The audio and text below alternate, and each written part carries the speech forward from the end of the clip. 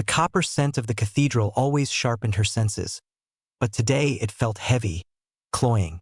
Silas stood perfectly still beside the bone altar, his breathing a rhythmic counterpoint to the slow drip of ritual offerings.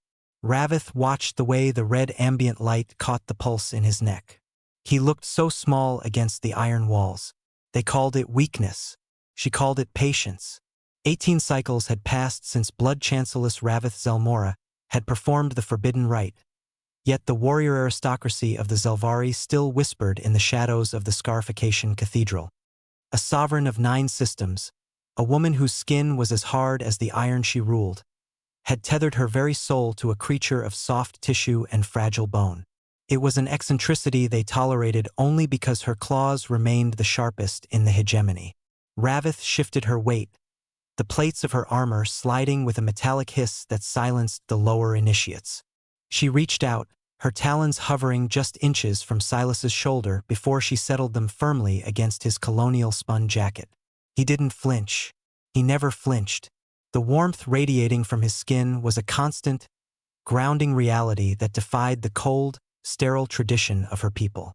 She had cleaned a training wound on his forearm only hours ago, her tongue tracing the jagged line until the Zelvari enzymes sealed the flesh. He was hers. Every drop of his iron-poor blood was a treasure she guarded with a ferocity that bordered on obsession. She blood-bound a creature with iron-poor veins.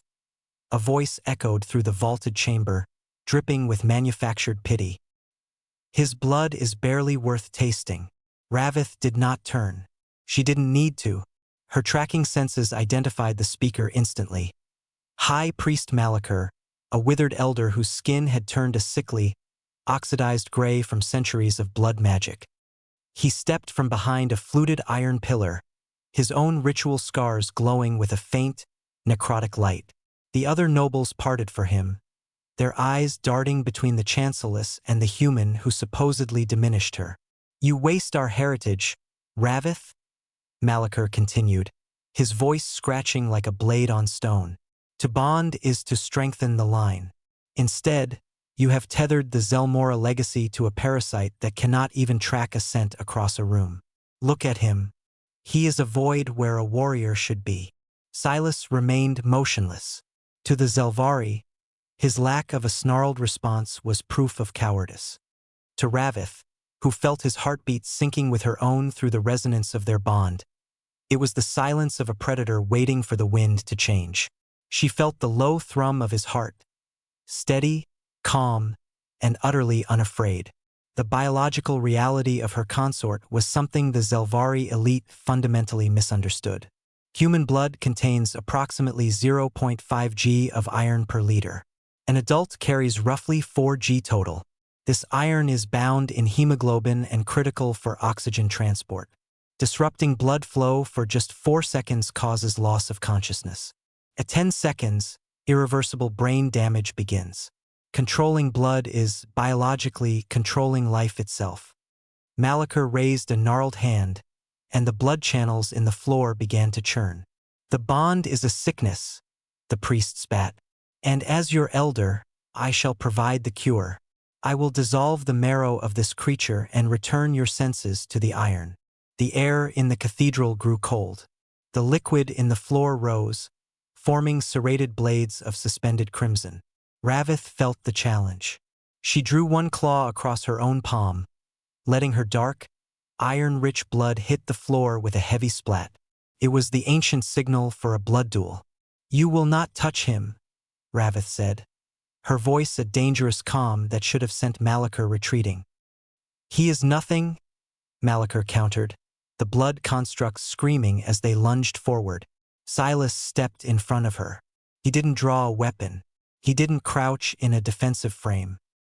He simply looked at the high priest with eyes that had begun to bleed into a terrifying, solid scarlet. The red light in the cathedral shifted. It didn't fade.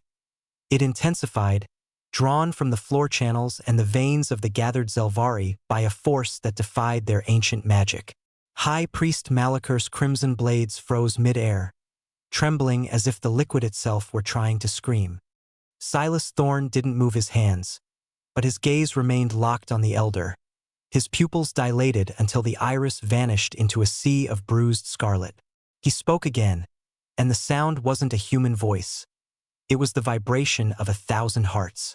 "I am the master of my own house," the blood priest shrieked. It was a sound of wet tearing, a physical manifestation of his internal systems being turned against his will. Malachor tried to command the floating blood, but the droplets ignored him, hovering in the air like static. Silas took a single, measured step. In that movement, the iron-walled room seemed to contract. Ravith watched. She saw the panic in Malachor's gray, oxidized skin as the elder realized he no longer controlled his own circulation. The high priest's hands flew to his throat, his fingers clawing at the ritual scars that had once been his pride. He was a master of 1,000 years of ritual, a weaver of hemoglobin and iron. Yet he was facing something he had never considered, a human who didn't just carry blood, but ruled it. The violence was instantaneous, stopped his hearts with a look. Malachor's body didn't explode, simply ceased. The 3 hearts of the Zelvari elder stalled simultaneously. The electrical impulses snuffed out as Silas commanded the iron in the priest's blood to become a cage. The elder fell, his gray skin hitting the iron floor with a dull, heavy thud. The floating droplets of blood fell with him, splashing like rain across the bone altar. Silence followed, thicker than the copper scent of the room. The other nobles remained frozen, their tracking senses overwhelmed by the sheer, localized authority Silas had just projected. They looked at the human they had pitted, and for the first time in Zelvari history, they felt the cold, metallic taste of genuine fear. They had seen a pet become a god of their own biology. Ravith felt a surge of validation so sharp it was almost painful. She had always known. She had felt the weight of his sovereignty during their blood oath, a power so vast he kept it coiled like a sleeping serpent behind his calm, human exterior. She didn't look at the dead priest. She only looked at Silas. He turned back to her.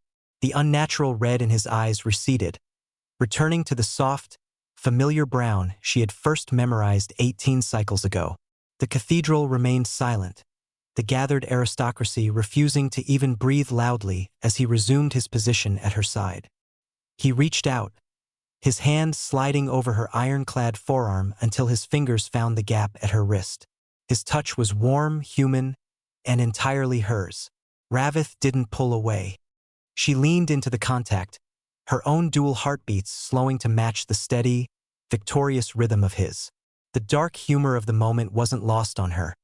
The universe had spent an eternity trying to teach her how to be a predator, only for her to find the ultimate one in a species that didn't even have claws. "Peace, Ravith," he whispered. She looked out at her court, her eyes daring anyone to speak, to move, to even think of the word weakness again. They wouldn't. The lesson was etched into the floor in Malachor's cooling blood. His blood, her blood, the same.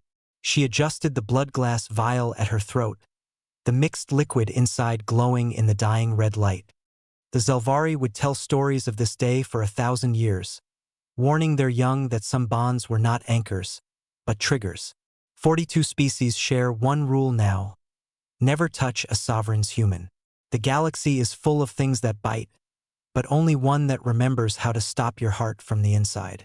Next time you see a bond that looks weak, ask yourself if you're prepared to learn why the predator chose to stay. Every story here is about what happens when the universe underestimates a bond.